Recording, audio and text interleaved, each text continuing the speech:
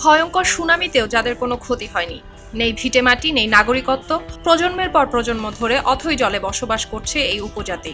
দিনরাত্রির হিসেব নেই, তাই এই উপজাতির মানুষেরা কেউই নিজেদের বয়স সম্পর্কেও কিছুই জানে না। পানিতে জন্ম আর পানিতেই মৃত্যু, মানে গোটা জীবনটা পানির উপর ভেসে কাটিয়ে দেওয়া রোমহর্ষক এক বিভীষিকা। বাজাও নামের এমনই এক উপজাতি আজও পৃথিবীতে রয়েছে। দক্ষিণ পূর্ব এশিয়ায় প্রশান্ত এবং ভারত মহাসাগর সংলগ্ন বিস্তীর্ণ জলরাশিতেই বসবাস করে এই উপজাতি।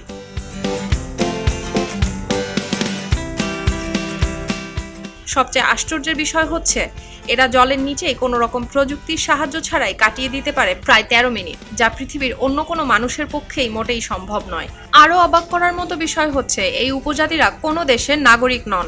পৃথিবীর মূল ভূখণ্ডে অবাঞ্ছিতের মতো নাগরিকত্বের সমস্ত অধিকার ছাড়াই যুগ যুগ ধরে অথই জলে কাটছে বাজাও উপজাতির জীবন।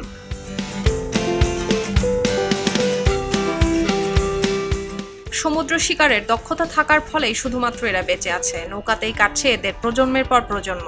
নেই কোনো শিক্ষা, নেই কোনো সভ্য সমাজের সান্নিধ্যে যাবার সুযোগ।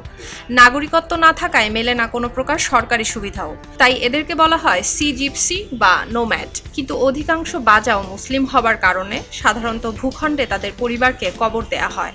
সমস্ত অন্ত্যেষ্টিক্রিয়ার সাধারণত ইসলামিক ঐতিহ্য অনুসরণ করেই করা হয়।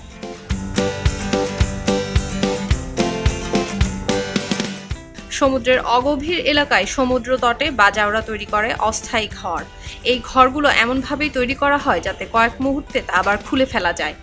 অবাক করার মতো বিষয় হচ্ছে, 2004 সালের ভয়ঙ্কর সুনামি এই বাজাওদের কোনো ক্ষতি করতে পারেনি। ঘরের নিচ দিয়েই চলে গিয়েছিল প্রকৃতির সেই ভয়ঙ্কর তাণ্ডব। রাতের অন্ধকার কাটাতে আজও তারা ব্যবহার করে মাছের চামড়া বা তেল দিয়ে তৈরি মশাল। সমুদ্র সংলগ্ন বেশ কিছু গ্রাম এদের মাছের বিনিময়ে জ্বালানির কাঠ এবং জামাকাপড় সরবরাহ করে থাকে।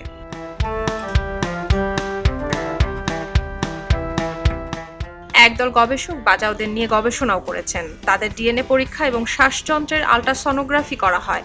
তাতে পরীক্ষা করে দেখা গিয়েছে বাজাওদের শ্বাসযন্ত্র সাধারণ মানুষের তুলনায় কয়েক শতাংশ বড়।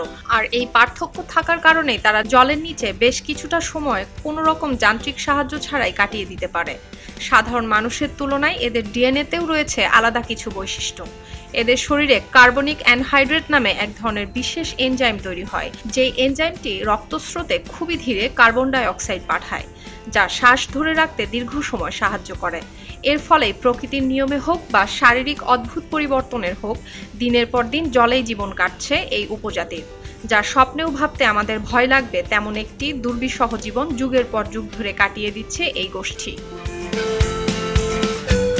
সুলতানা দিনা, খবরের কাগজ।